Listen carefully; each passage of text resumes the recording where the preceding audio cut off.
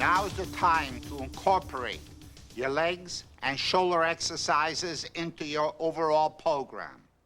Our champions were going to show you and tell you exactly what are the best exercises to accomplish that.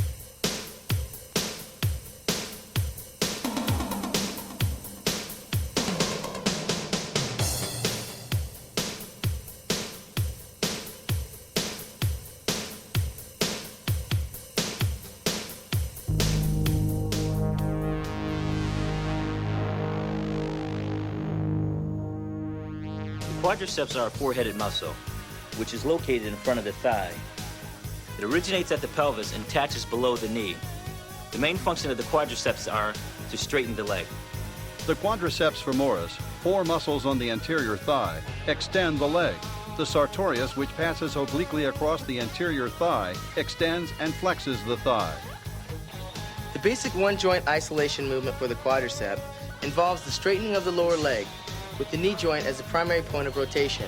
The leg straightens and extends without any involvement of the hip joint, glutes, or the hamstrings. The basic two-joint movement for quadriceps is the press. It involves both the knee joint area and the hip area as well. Leg exercises include leg press and various types of squats. Actually, the leg press exercise involves a lot of different muscles, affecting it to a different degree depending on where you are in your range of movement. In the upper part of the range of motion, down to the point where the knee is bent at about a 90-degree angle, the primary stress is on the quadricep. As you go lower than this, the knee bends even more. The stress shifts back to the hamstrings at the back of the leg. At the lowest position, the glutes end up doing most of the work. Some bodybuilders have achieved the proportions which allow them to do heavy leg press and squat movements through a very long range of motion without damage to the knee. But for most of you, heavy quadriceps training should be done through a more limited range of motion. Go down only to the point where the knee is at a 90-degree angle. At this point, the thighs are parallel to the floor. The back of the leg can then be worked with different exercises like hack squats. Hack squats use the lower range of motion with much lighter weights to protect the knee.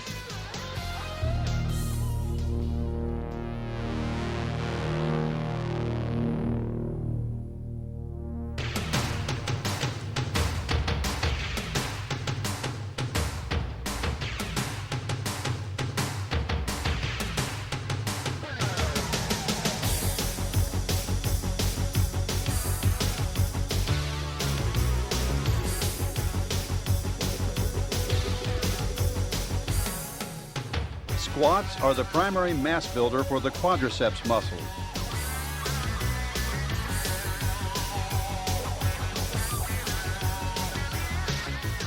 For best results, stand with your feet wide enough apart for good balance, toes pointed forward, and when you do your squats, keep your head up and back straight. Try not to bend forward from the waist. As you bend your knees, go down only to about the point where your knees are at a 90-degree angle, thighs parallel to the floor. This is the range of motion in which the quadriceps work with the most intensity. Any lower, and you begin to work the back of the leg instead of the front of the thigh.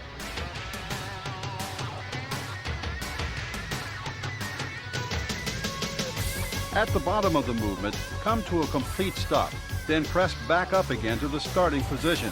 Don't bounce at the bottom or try to press upward before you come to a stop.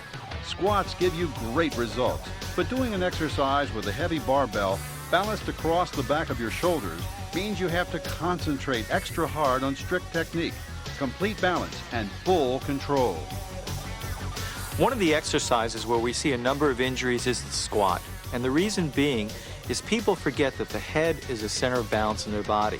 When they allow their head to tilt forward, it changes the spinal curvature all the way down, changes their pelvic angle, and changes the whole biomechanics of that particular lift. For instance, if I'm doing a squat and I tilt my head down, my ankles may have a tendency to invert or evert. If they invert, then what happens is my kneecaps may start to move towards each other, and that can cause a strain on the ligaments and cartilage in the inner knee. Now with my head tilting forward even more, my pelvis angle changes and I lose that proper lumbar lordotic curve, or that curve in my low back that keeps my back powerful and strong during the biomechanics of that lift. So what I've done with this simple change in head positioning, I've bowling balled my head forward, changed the angle that my shoulders are so I'm not supporting the bar properly.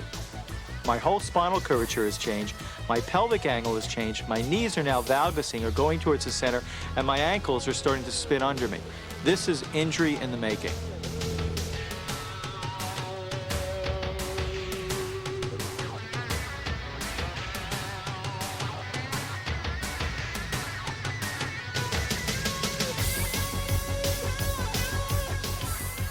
Doing squats on the Smith machine, you still get the sensation of training with a free weight, but the fact that the bar is controlled by the vertical track allows you to do a number of variations of the exercise.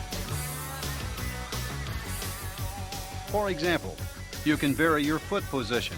Putting your feet a little further forward for the exercise takes some of the stress off the knee joints. You can also position your feet somewhat closer together, which puts more emphasis on the quadriceps rather than muscles such as the hip flexors. Although advanced bodybuilders are great fans of Smith machine training, the fact that you don't have to control the bar as you do in barbell squats makes this a good exercise for beginners who may not yet have the strength or confidence to handle squats with free weights. For ultimate quadriceps isolation, try doing front squats using a Smith machine. Hold the bar across the front of your shoulders rather than behind and position your feet close together. This technique not only isolates and increases training intensity in the thigh muscles, it also takes a lot of stress off the back, which makes this a popular exercise for individuals who may be experiencing some sort of back problem.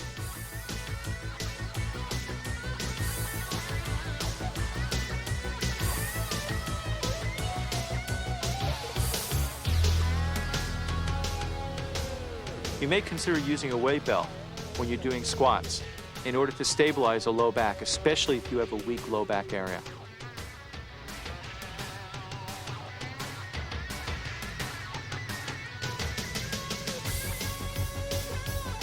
The leg press exercise uses the same basic two-joint movement as squats.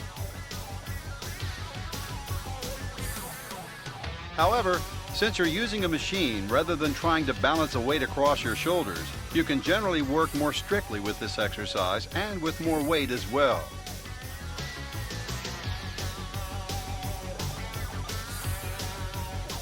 As with Smith machine squats, leg press machines allow you the option of varying your foot position quite a bit. Closer together, further forward, toes straight ahead, or turned outward. What position works best for you is generally a matter of personal preference and individual physical proportion, so try different positions to see which you like best.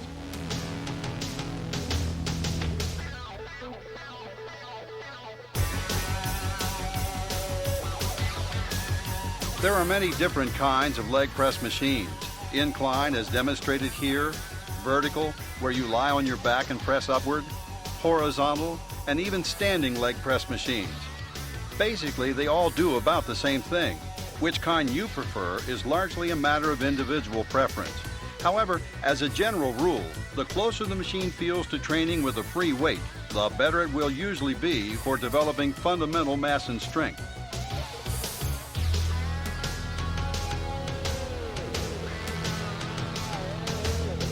I double my weight on a leg press than I do with the squat because it is more of a controlled movement. You don't have to worry about balancing. If you have a back problem, a lower back problem, or any knee problems that I do have, I usually find myself on the leg press more so than the squat rack now.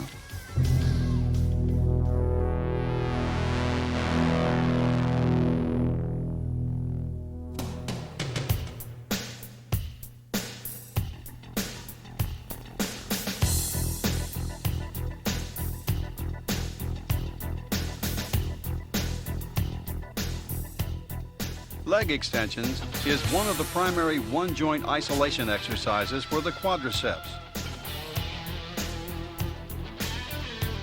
A basic function of the thigh muscles is simply to straighten the leg. That's what you do with leg extension. The exercise is really nothing more than straightening the leg against the appropriate amount of resistance. However, to get the most out of this exercise, concentrate on achieving a full peak contraction at the top of the movement. When your legs are straight and quads fully contracted, give a little extra crunch to work the muscles to the maximum. And during the negative part of the movement, don't just let the weight drop back to the starting position. Resist on the way down. In fact, you should lower the weight noticeably slower than you lifted it.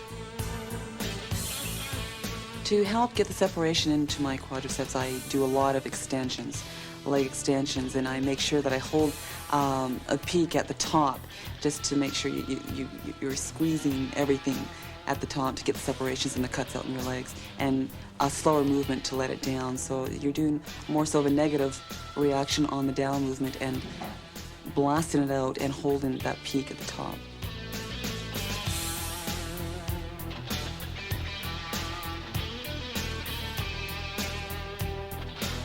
Lunges involve standing with your feet together, taking a step forward, and then bending your knees so that the knee of the trailing leg comes to the floor or almost to the floor, and then pushing back up to the starting position.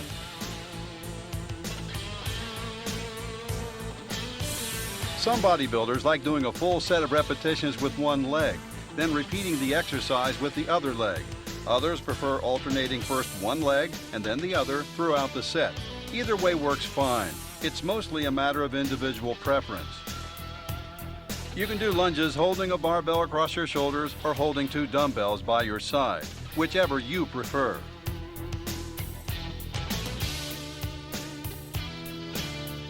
But what makes the biggest difference in how lunges affect your muscles is how long a step you take. The shorter the step, the more you isolate the quadriceps, as with a leg extension. The longer the step, the more you bring the back of the leg into play, the glutes and the hamstrings.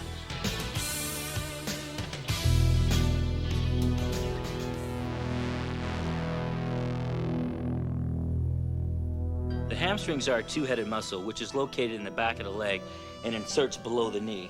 The main function of the hamstrings are to curl the leg. The biceps femoris is a two-headed muscle situated on the posterior and lateral aspect of the thigh.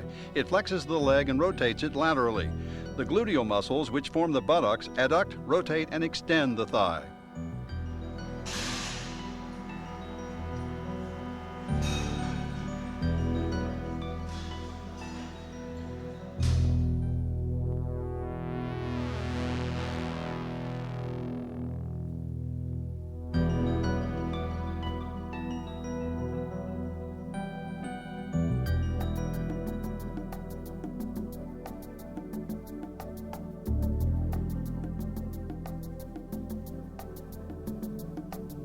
The hack squat is a leg press that emphasizes the lower range of motion, and it's one of the most important mass and strength builders for the hamstrings or leg biceps.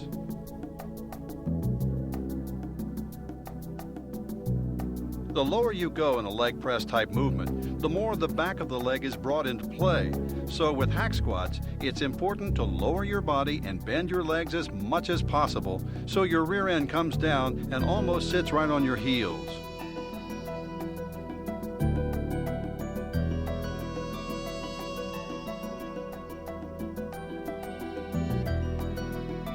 Of course, when your knees are bent to this degree, they are put under considerable stress, so it's important to use a light enough weight in this exercise so that you avoid undue wear and tear on the knee joints.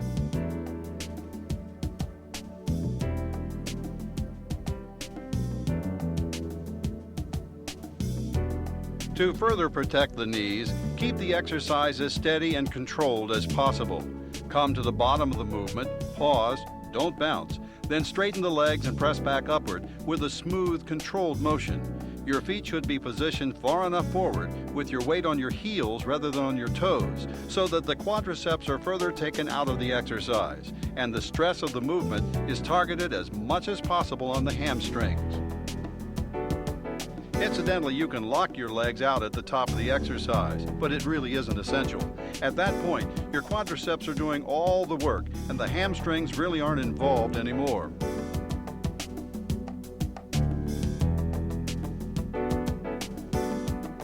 One series of muscles that tends to cramp up quite a bit is the back of the leg, the bicep femoris and the hamstrings. Because what happens is somebody is doing a lot of leg curls, really trying to build up that muscle group, and they don't stretch or relax the muscle at the end or termination of the exercise. They sit down and all of a sudden that muscle cramps up and they end up with a nice ball on the back of their leg. Very painful, and will be very quick to put somebody on the floor. The leg curl is a very effective one-joint isolation exercise for the leg biceps. A primary function of the hamstrings is to curl the leg, and that's exactly what you do with the leg curl exercise. Since this is an isolation rather than a power exercise, concentrate on smooth, continuous repetitions and strict technique rather than trying to lift heavy weight.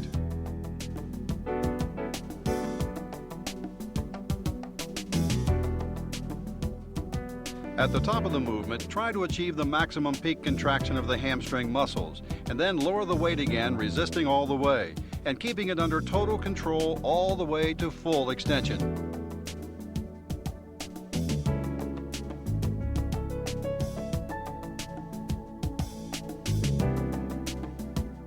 Again, go for the burn doing leg curls, the sensation that accompanies lactic acid buildup after a hard set, rather than trying to overpower the exercise. For further isolation and intensity, try doing leg curls one leg at a time on the appropriate type of machine, performing a full set of curls with one leg and then switching to the other leg and doing another full set without stopping to rest in between.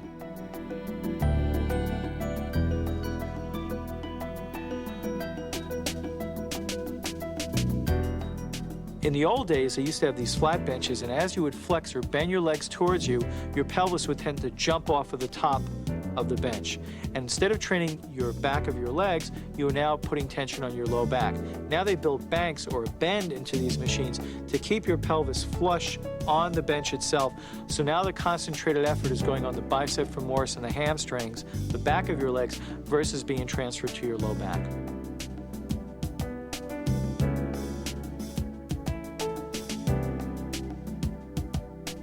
Stiff leg deadlifts are an often misunderstood exercise. They are designed to work your hamstrings and glutes, not the lower back. So for best results, use a moderately light weight and keep your legs locked out straight. Bend slowly forward and lower the weight as far as possible, feeling the hamstrings stretching to the maximum. Pause at the bottom, feel the stretch, then come slowly back up. Not to a full standing position, but only until you feel the hamstrings begin to relax. You can do stiff leg deadlifts using a barbell, or you can hold on to a pair of dumbbells. In either case, you'll need to stand on a box or a bench so that you can bend forward as far as possible without having the weight hit the floor and limit your range of motion. Again, the key to this exercise is strictness, control, and good form. Keep it strict and you'll keep it safe. You should consider wearing a weight belt when you're doing stiff leg deadlifts to take some of the pressure off the low back and stabilize it.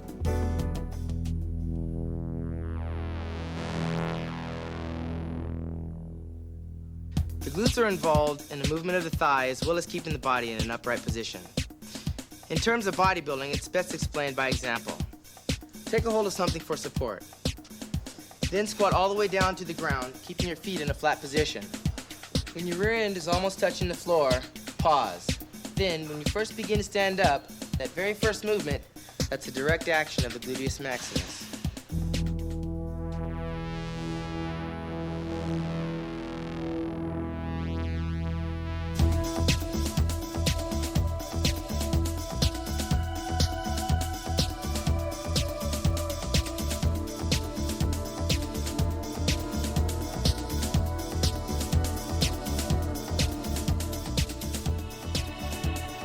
The glutes are involved in a wide variety of different leg exercises.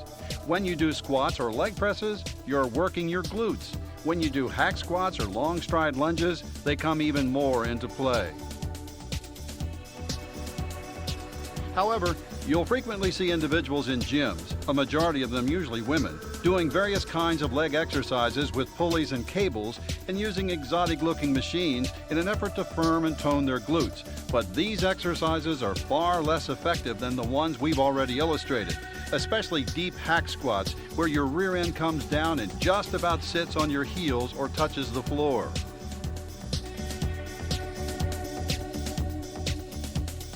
Remember, when you're doing a squat, leg press, or hack squat movement, the quads do most of the work in the upper range of motion, down to the point where your knee is bent at about 90 degrees. As you go lower, the hamstrings take over and bear the brunt of the effort. But it's the lowest part of the range of motion, where your knees are bent to the maximum and pressed right up against your chest, that the glutes are called upon to do the majority of the work.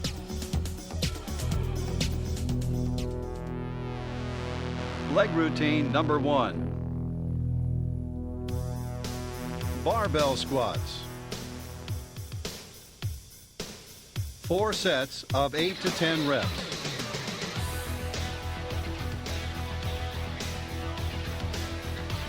Incline leg press. 4 sets of 10 reps.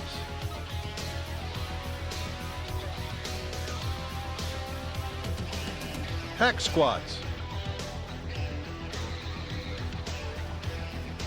4 sets of 10 to 12 reps.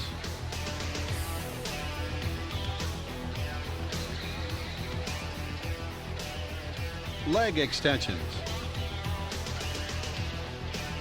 4 sets of 10 to 12 reps.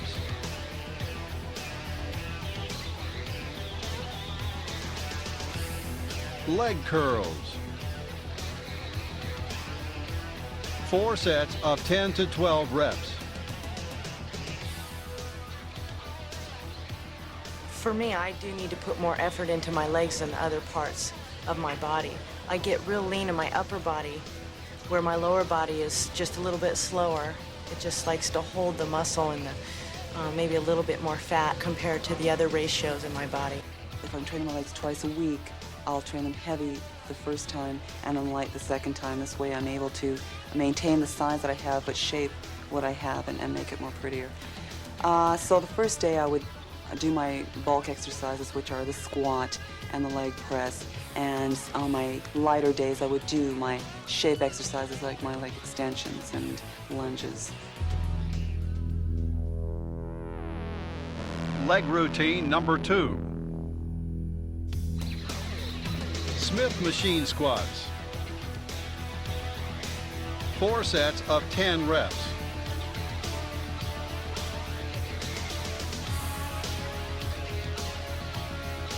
Machine leg press. 4 sets of 10 reps.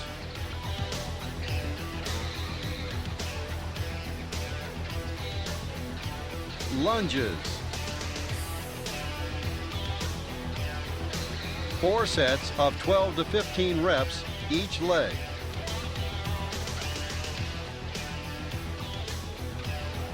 One leg curls. 4 sets of 10 to 12 reps each leg.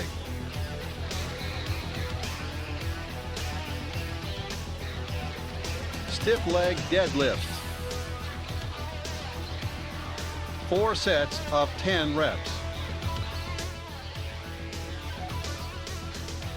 In the beginning, back in 1986, Rich Gaspari came out with these impressive cut glutes that nobody else had. Now that's commonplace. People around the world, amateurs and professionals, are now getting these striated glutes. Renelle Jean-Vier and Andreas Munzer, it's very impressive if you have it. When I'm trying to gain more size, I will cut my workouts down. So if I'm concentrating on size, I'll train my legs once a week. Whereas if I'm pre-contest, say, or if I'm trying to put more shape into the legs, then I'll train them twice a week. When you start training, it's very important to train the legs from the beginning, because if the upper body gets more developed and the legs get behind it, it's very hard to catch up. And that's why I train the legs from the beginning and keep the body parts equal in shape from the beginning.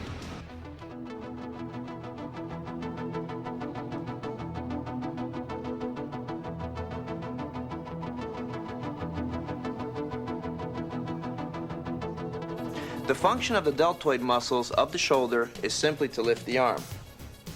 The deltoids are a 3-headed muscle with 1 head located in the front, 1 at the side, and 1 at the rear. These three heads, in combination with the fact that the shoulder joint is the most mobile in the body, allow the deltoids to rotate the arms a full 360 degrees. Unfortunately, though it is the most mobile, the shoulder joint is the least stable. Therefore, shoulder training has to be done carefully to avoid injury. The three-head deltoid muscle covers the shoulder joint ventrally, dorsally, and laterally. It flexes, extends, and rotates the arm medially and laterally.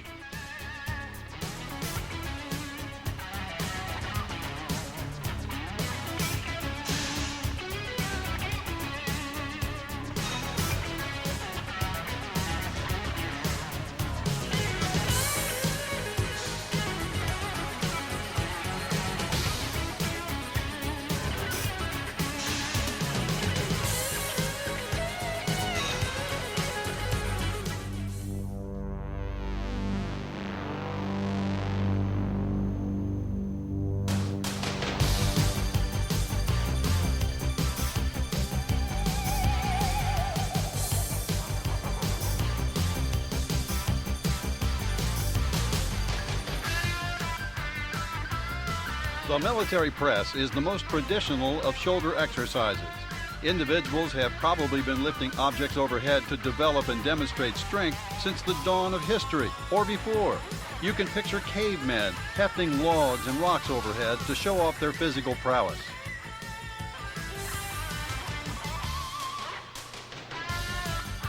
The exercise is simple.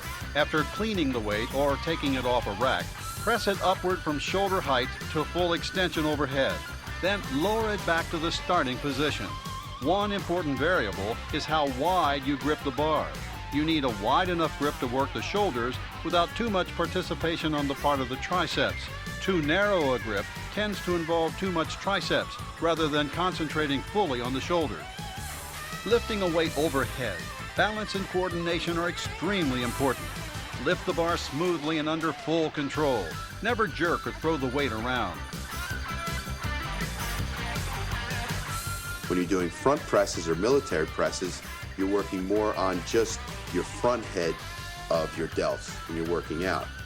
Then when you get to use dumbbells, you get more freedom of motion to work, each arm individually, plus you can rotate the arms in different ways. We can get a different feel on the deltoid, working the side and also the front. One of the things you run into is shoulders. Some people start to get a sharp pain inside their shoulder. And they say, gee, I can't work my shoulders anymore. What you may want to try and do is switch to dumbbells and just slightly change the biomechanics of how you're lifting and moving the weight up and down. And you may find that angle that'll work for you that will still allow you to train your shoulders very effectively.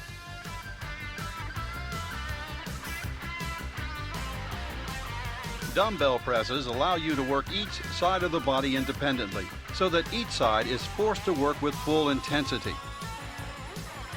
The action of the deltoids is actually a rotary one. That is, they lift the arm in a semicircular arc, pivoting from the shoulder joint rather than straight up and down. This is why you need to use a fairly wide grip when doing a barbell press. Otherwise, the deltoids aren't able to produce the rotary motion for which they're designed. But you don't have this problem doing dumbbell presses. As you do the exercise, think of lifting the dumbbells in a slight arc on the way up and lowering them through the same arc on the way down. This ensures that you will be utilizing the rotary action of the deltoids and keeping the shoulders fully involved in the lift, rather than allowing the triceps to supply too much of the effort.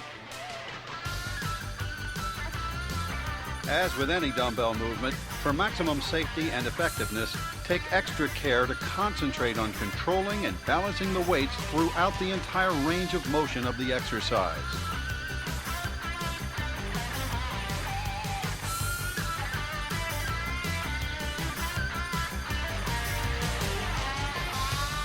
Behind the neck presses are a very strict form of barbell press. When you do this movement seated on a bench, there's almost no way you can cheat or recruit extraneous muscles to help with the lift. So you should rely on strict technique and form doing this movement, rather than trying to use it as a mass and strength exercise. The behind the neck press is very popular with a great many bodybuilders, and it can be very beneficial to the development of your deltoids. However, rotating the shoulders to the rear like this puts them under a lot of additional stress. So be sure not to use too much weight in this movement when you first begin doing it. And if behind the neck presses cause you any shoulder pain, you should consider substituting some other exercise in your shoulder training program. I prefer doing behind the neck presses, but I've had a lot of problems with behind the neck presses where I've had shoulder injuries, also tendonitis. So it is a type of exercise that you have to watch doing, you know, because a lot of people have problems with that because you're such in an awkward position with the elbows back that it does put a lot of stress on the shoulder joint itself. But it is a really good exercise for, you know, hitting the deltoids.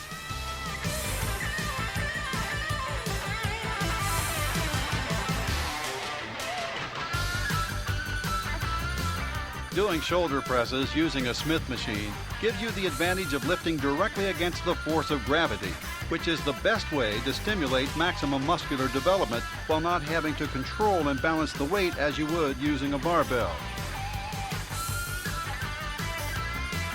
The Smith machine allows for very strict technique. It's particularly good for extending your range of motion, dropping the weight down lower than you would with a barbell, or doing partial reps, working with a shorter range than you would using a free weight.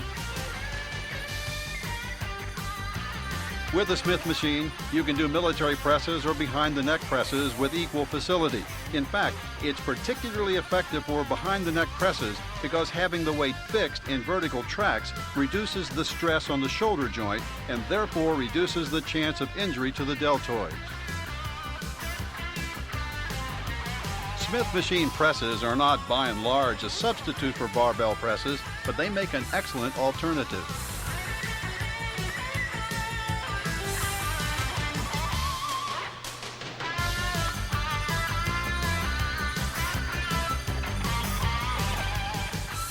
In most well-equipped gyms, you'll have a number of choices among machines designed for doing shoulder presses. They work the shoulders using a variety of different kinds of resistance and at a variety of different angles.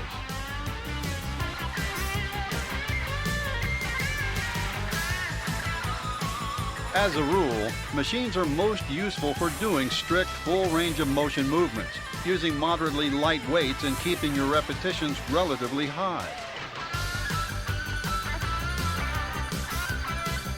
With shoulder training in particular, machines can be very useful if you're trying to work around an injury, because many machines will stabilize the shoulder joint just enough to allow you to do deltoid exercises, when doing the same movements with free weights would not be advisable.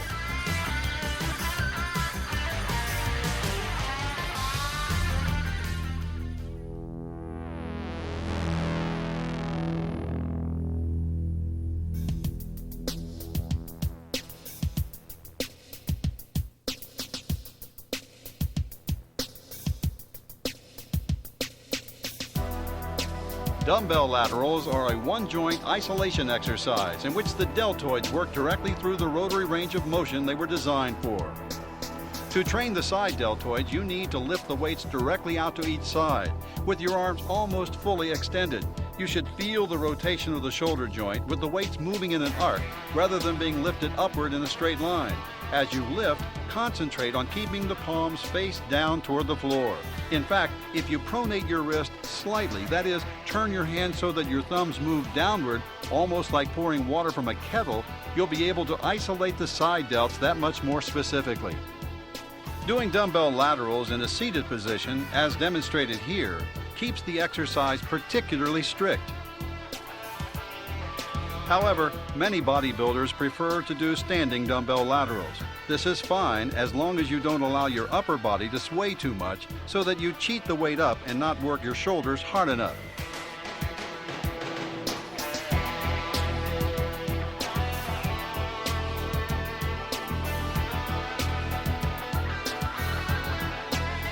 Either way, concentrate on the motion of the deltoids and in keeping the exercise as strict and technically correct as possible.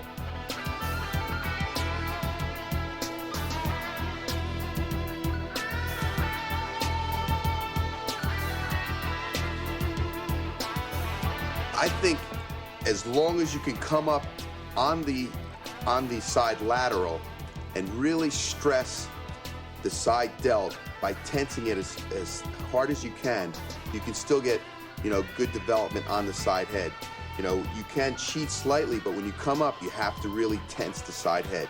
What you have to, very important in doing a side lateral, is keeping your thumbs facing slightly down on an angle with your pinkies facing slightly up. And as you look into the mirror, make sure that your biceps are parallel into the mirror with your elbows slightly on an angle up. And that would put a lot of stress more on the medial head.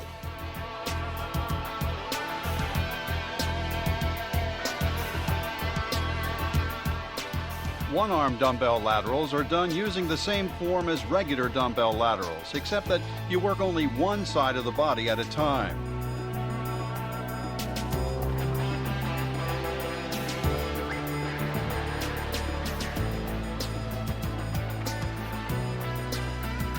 The advantage of this is extra isolation and the ability to concentrate on making each head of the deltoid group work to its maximum ability in every set.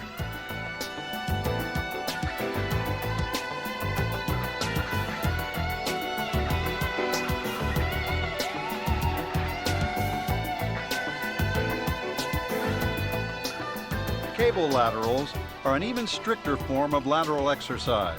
Pulling against a cable, you can generate an even, continuous tension throughout the entire range of motion of the exercise. And cheating is much more difficult when you're using cables rather than free weights.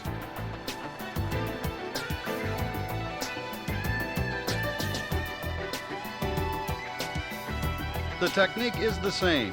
Keep your arms fairly straight, palm facing the floor, and pronate the wrist slightly on the way up to create maximum contraction in the deltoids.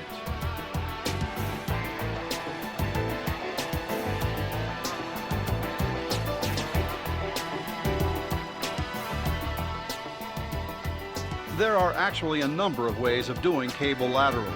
The cable can cross in front of you or behind you, or you can position yourself to the side of the pulley and lift your arm straight up to the side.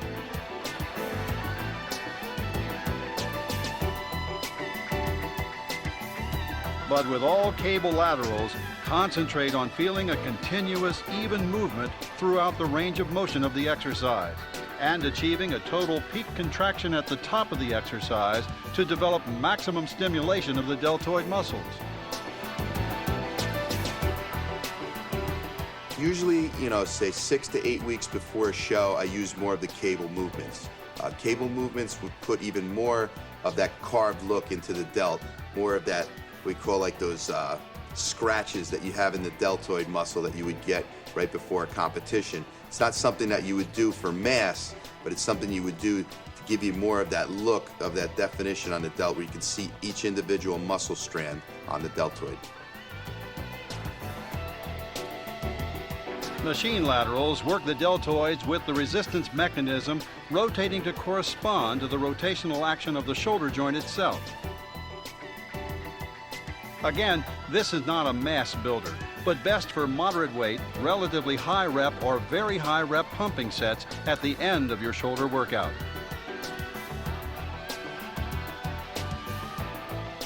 Using a lateral machine, concentrate on feeling continuous tension in the shoulder, working through a full range of motion and getting a full peak contraction at the top. Front raises are designed to work the front head of the deltoids just as laterals work the side head. The technique is much the same. You raise the weight in a wide arc, keeping the arm fairly straight and palm turned down toward the floor. You come up slightly higher than shoulder height. Hold for a moment, then lower the weight under control back to the starting position.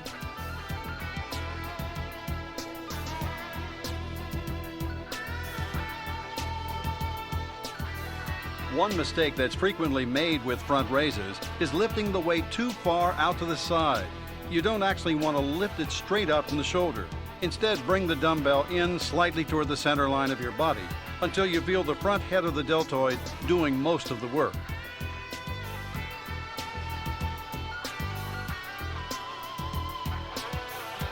Of course, you'll see a lot of individual variations in front raises and other exercises as well. The key to exercising effectively in cases like this is to ask yourself whether you feel the target muscle is working hard enough and in sufficient isolation during the movement. If you do, fine. If not, perhaps you ought to re-examine your training technique.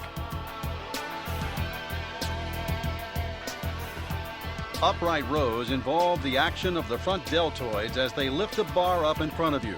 Stand upright, holding a bar at arm's length in front of you with an overhand grip, hands about shoulder width apart.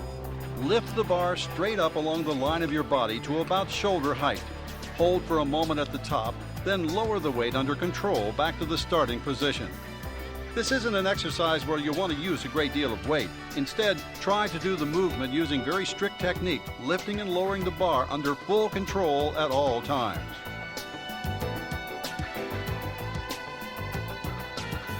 Bend over laterals are a lateral movement for the rear head of the deltoid. However, targeting the rear delts can be more difficult than trying to isolate and train the other deltoid heads. Therefore, a few technical tips are in order. When you bend over, stay bent over. Don't lift up as you raise the weights. And instead of lifting the dumbbell straight out to each side, bring them slightly forward during the movement, so they end up even with your head at the top rather than your shoulders. And as you lift, pronate your wrists. That is, turn your thumbs down fairly decisively to further involve the posterior head of the deltoids. Some bodybuilders prefer doing bent over laterals seated. Others standing.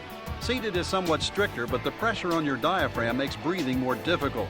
And doing the exercise in a standing position gives you a better choice of angles. But either method works, so choose the one that feels best to you.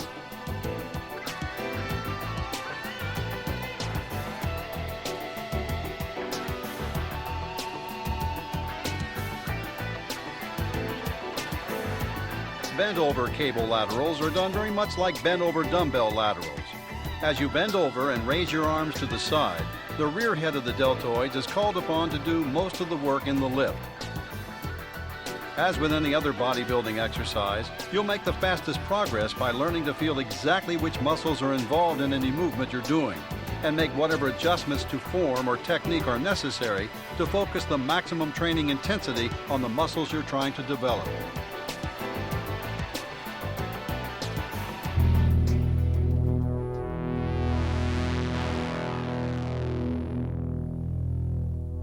The trapezius muscles lift the entire shoulder girdle. This is why they call the basic trap exercise the shrug. The traps can be worked either as part of the shoulder workout, as shown next, or as part of the back routine.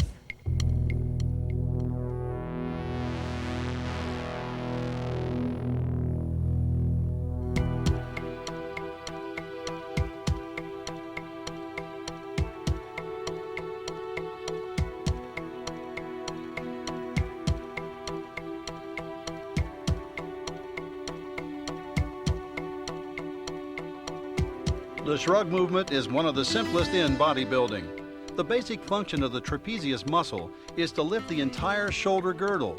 So to train traps, you simply take hold of a barbell, shrug your shoulders up toward your ears, hold the position of full contraction for a moment, then lower the weight back to the starting position.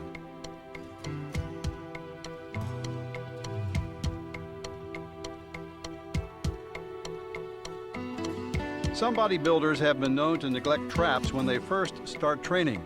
However, they generally run into trouble later on when they're forced to do trapezius training on a priority basis to try and catch up. Sometimes they never do. However, the easiest way to avoid this problem is to include shrugs as part of your overall training program right from your very first workout.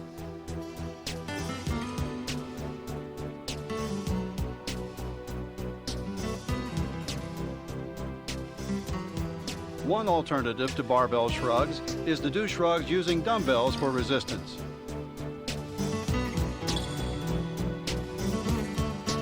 Using a different kind of weight really makes little difference to the exercise. The shrugging movement is so simple that it really doesn't matter what kind of weight you use.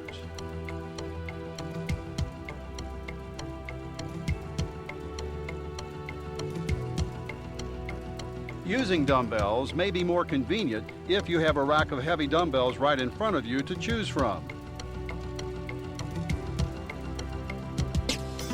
However, as you get stronger in this exercise, you may find you're using such heavy poundages that it's a lot easier to do the movement with a barbell using wrist straps than it is a pair of dumbbells.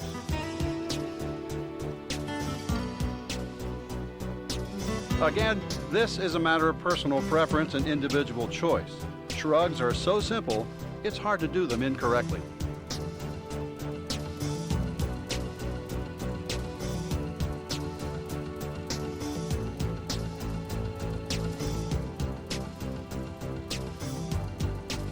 Cables are a highly versatile type of exercise equipment. In fact, cables were one of the first sophisticated training devices developed for the modern gym.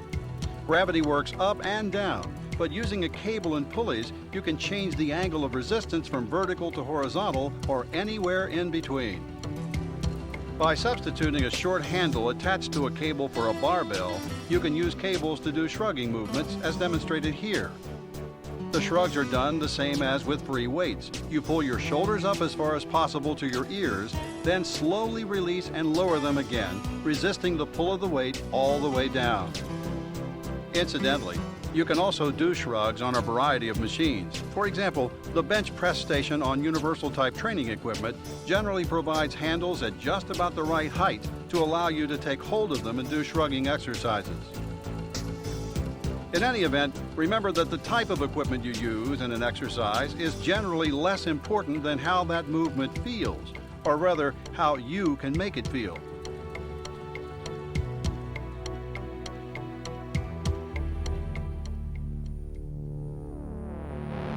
Shoulder routine number 1. Behind the neck barbell press. 4 sets of 10 reps.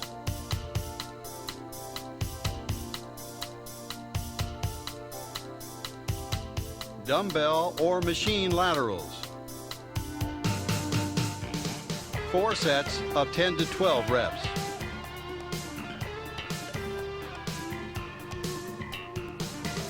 Front dumbbell raises. 4 sets of 10 to 12 reps.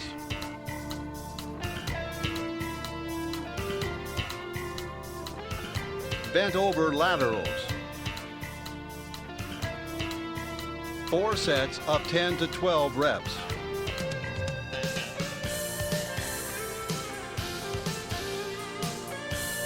Barbell shrugs. 4 sets of 10 reps.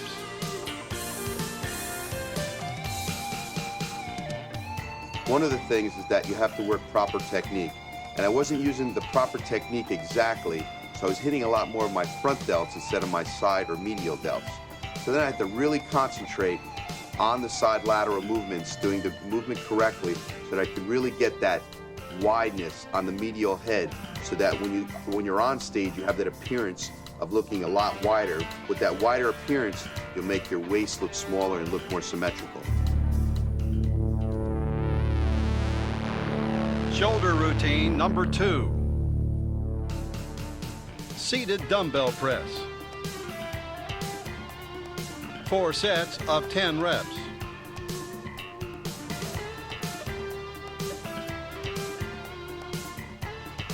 One-arm cable or dumbbell laterals. 4 sets of 10 to 12 reps.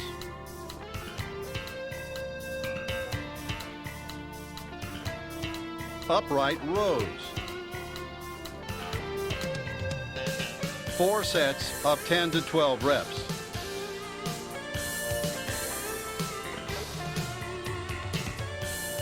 Bent over cable laterals. 4 sets of 10 to 12 reps.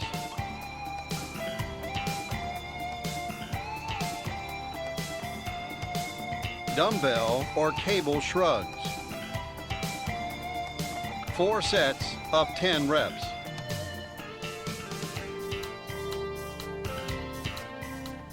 Now go for it. The champions told you exactly what to do to develop your legs and your shoulders. Put it to work right away. In the next tape, you go on to learn to put the final details to your bodybuilding program. You now know how to develop mass and power and size into your total body. However, you have to detail it and perfect it by developing your calves, forearms, and midsection. These three parts have to be highly and fully developed in order to develop a perfect shaped body. We all start skinny or fat or somewhere in between, but basically we don't like the way that we look now, but then you have the choice to do something about it. Start it and finish it. Do it on a regular basis. Just go out and do it.